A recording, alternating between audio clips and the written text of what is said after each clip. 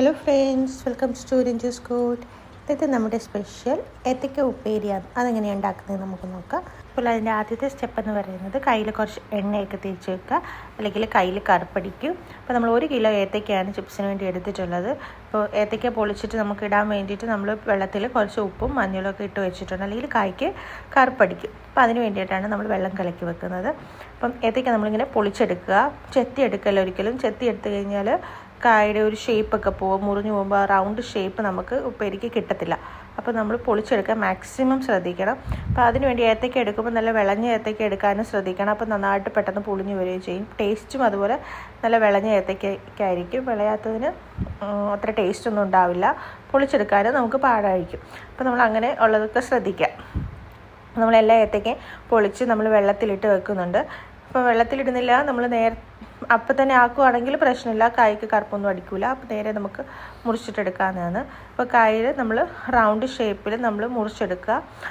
എല്ലാം ഒരേ കനത്തിൽ മുറിച്ചെടുക്കാൻ ശ്രദ്ധിക്കണം. ഒരുപാട് കനമായി പോകല്. ഒരുപാട് കനമായി കഴിഞ്ഞാൽ മൂത്ത് വരാൻ നല്ല പാടായിരിക്കും. പിന്നെ നിങ്ങളിൽ ഇങ്ങനെ ചീകി എടുക്കുന്ന ഇതുണ്ടെങ്കിൽ ചീകി എടുക്കുക. അതാകുമ്പോൾ കറക്റ്റ് മെഷർമെൻറ്റിൽ നമുക്ക് കിട്ടുകയും ചെയ്യും. ഇനി നമ്മൾ ചിപ്സ് ആക്കുമ്പോൾ ഉപ്പിടാൻ വേണ്ടിയിട്ട് നമ്മളൊരു 1/2 കപ്പ് വെള്ളം എടുത്തിട്ടുണ്ട്. അതിലേക്ക് നമ്മൾ 2 ടീസ്പൂൺ ഉപ്പും 1 ടീസ്പൂൺ മഞ്ഞൾപ്പൊടിയും കൂടി ഇടുന്നുണ്ട്. അതിട്ട് ഓൾറെഡി കലക്കി വെക്കുക. പിന്നെ നമ്മൾ ചട്ടി ചൂടാകാൻ വെച്ചിട്ടുണ്ട്. അതിലേക്ക് നമ്മൾ എണ്ണ ഒഴിക്കുക. എണ്ണ നല്ലപോലെ ഒഴിക്കണം. ചിപ്സ് നന്നായിട്ട് മുങ്ങി അതിനകത്ത് വരണം. നമ്മൾ എല്ലാം ഇങ്ങനെ വേർതിരിച്ചിടണം. കാരണം ചിലപ്പോൾ കായ ഒട്ടിപ്പിടിക്കാനുള്ള ചാൻസ് ഉണ്ട്. അപ്പോൾ കൈ കൊണ്ട് തന്നെ നമ്മളിങ്ങനെ ജസ്റ്റ് വേർതിരിച്ചിട്ട് അതിനകത്തോട്ടിടാൻ ശ്രദ്ധിക്കണം. ഇപ്പോൾ നല്ല പതഞ്ഞ് വരുന്നില്ല. അപ്പോൾ നല്ല ഒരു പതയൊക്കെ കുറഞ്ഞ് വരുന്ന ഒരു സമയമാകുമ്പോൾ തീ നമ്മൾ ലോവർ ഫ്ലെയിമിലോ മീഡിയം ഫ്ലെയിമിൽ ഇട്ട് വെക്കാം.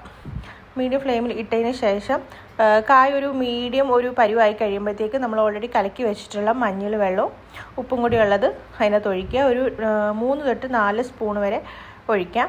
അപ്പോൾ നമ്മൾ ശ്രദ്ധിക്കണം, ആദ്യം ഉപ്പ് ചിലപ്പോൾ കൂടിപ്പോകാൻ ചാൻസ് ഉണ്ട്. അപ്പോൾ നമ്മൾ ആദ്യം ഉണ്ടാക്കുന്നത് ടേസ്റ്റ് ചെയ്ത് നോക്കുക. ഉപ്പ് കൂടുതലാണെങ്കിൽ അടുത്ത പ്രാവശ്യം നമ്മൾ കുറയ്ക്കുക. അതുതന്നെയല്ല, എണ്ണയിൽ ഓൾറെഡി ഉപ്പുണ്ടാവും. നമ്മളപ്പോൾ അതിൻ്റെ നേരെ പകുതി ഉപ്പ് വെള്ളം ഒഴിച്ചാൽ മതി രണ്ടാമത്തെ പ്രാവശ്യം ഒഴിക്കുമ്പോൾ.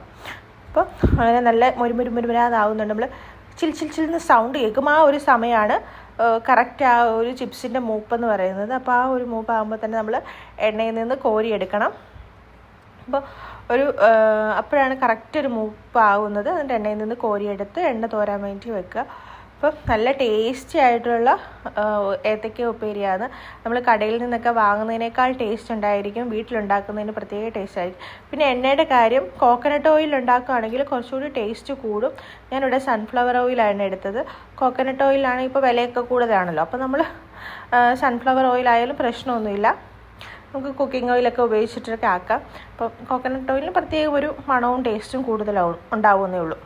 അപ്പം എല്ലാവരും ഒന്ന് ട്രൈ ചെയ്ത് നോക്കുക. ഓണമൊക്കെയാണ് വരുന്നത്. അപ്പോൾ എല്ലാവരുടെയും വീട്ടിൽ ചിപ്സൊക്കെ ഉണ്ടാക്കി നോക്കുക. കടയിൽ നിന്ന് മേടിച്ച് പൈസ കളയാതെ വീട്ടിൽ തന്നെ എല്ലാവരും ഉണ്ടാക്കാൻ നോക്കുക.